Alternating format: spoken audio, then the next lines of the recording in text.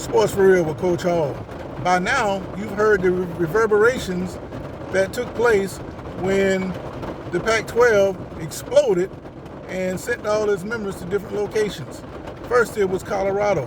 They had announced about 2 weeks ago that they were going back to the Big 12. Then you heard rumors that Washington and Oregon were considering the Big 10. Now it's official that they are going to the Big 10. But before that happened, Arizona State, and Utah all are going to the Big 12. And to me, I'm disappointed. I kind of feel like, the way the Stanford AD says, he can't understand why teams want to jump ship like that. When I look at it, yes, they're going to make a few extra dollars, but when you think about it, at what cost? Everybody's not going to be a top contender. Yes, you might be a top contender every once in a while, but as the conferences get bigger now, that means that once in a while is going to be a lot longer. So your fan base is going to be sitting around waiting for you to win, especially if you're from an area who looked at another area as being weaker than where you came from. Take Colorado, for instance. When Colorado was in the Big 12, they left about the same time as Nebraska. But when they were in the Big 12, they were very competitive. But they haven't been very competitive when they went to the Pac-12. So I wonder if their lack of success in football is part of the reasons why they all of a sudden want to go back to the Big 12. Nebraska's been a little better than average, but not much more. But the point I want to make is that when those two teams left, the Big 12 was considered dead. People were saying, well, how long can this conference survive when you don't have the full 12 members? Well, they managed to survive, and now they're considered a good place to be. Deion Sanders says this is a game changer. I'll tell you why he said it. It's the reverse of why they went to the Pac-12 in the first place. They thought that the competition in the Big 12 was better than the Pac-12 when they left, and they found out that wasn't quite the case. Sanders is probably looking at it and saying, man, we ain't got to fool with USC and UCLA, and we can go down to the Big 12 and play Houston and Central Florida.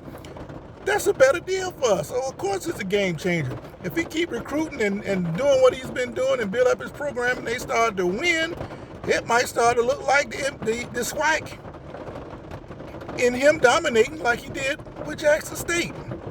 The likelihood of that is not very good, but in his eyes, it's a possibility. So now, the bigger question is the money. Yes, like I said, the money is going to be there. You're going to make a little bit more money, but now you still have to now divide it up between more teams. And not only do you have to divide it up into more teams, you got teams that are used to winning coming from different areas, now all competing in the same pool. Everybody's not going to win anyway, and you're really not going to win when you have a whole bunch of blue bloods around. Some schools are going to win no matter where they go. Ohio State, they're going to win. USC, they're going to win. Teams like that are going to compete. So it doesn't really make a whole lot of sense to just make a few dollars, especially when now you got to travel all across the country for games, say like softball or golf, non-revenue sports. It's going to cost you a whole lot of money. So when you start adding up the figures, the numbers just don't seem to be that much greater than they were in their current situations. Now the ACC, nobody knows what they're going to do, but they don't seem to be left with a whole lot of options. Now you got Florida State making all that noise.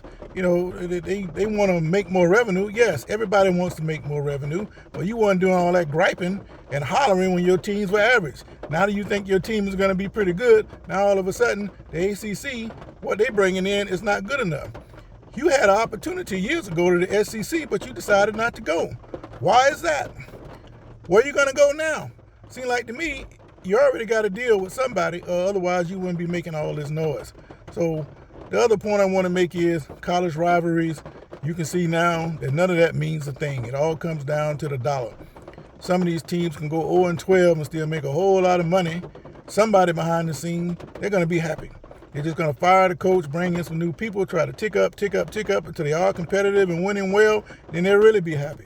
But as long as those dollar signs are adding up like they're supposed to, in the end, a lot of people really don't care. So those rivalries that took place 100 years running, they're going to suffer. There's no way with all these big conferences you're going to be able to keep all these rivalries intact. Some rivalries like Florida State and Florida, they're going to have to play that because the state mandates that they play.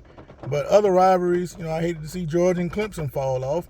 Pittsburgh and Penn State, that's another one. Could it possibly mean that Ohio State and Michigan fall off too? It's something to think about.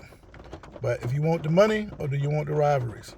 In the end, I think what's going to happen is once these teams start losing and they just in the middle of the pack and can't get no higher, they realize how good they had it in those smaller conferences. And then those old blue bloods that can't win, they're going to go back, they're going to restore those rivalries, and they're going to make enough money to survive, and everybody's going to be happy.